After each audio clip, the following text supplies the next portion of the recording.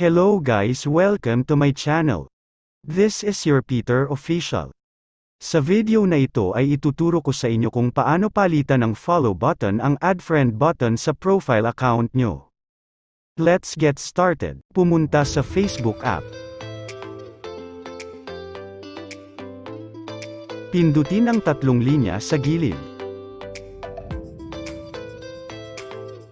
Pindutin ang See Your Profile. E-click ang tatlong tuldok sa gilid.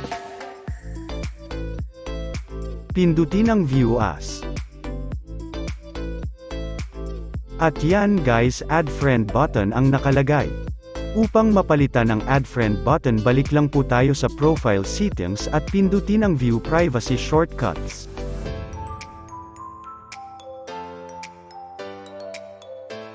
Pindutin ang See More Privacy Settings.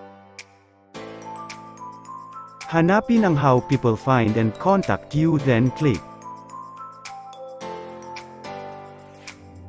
Pindutin ang Who Can Send You Friend Request. Pindutin lang po natin ang Friends of Friends. Pagkatapos ay bumalik po tayo sa ating profile settings. Pindutin ang View As. At yun guys, follow button na ang nakalagay sa ating profile account. Kung nagustuhan mo itong video, huwag kalimutan mag-like, subscribe at i-hit ang notification bell para lagi kang updated sa mga video na ina-upload ko.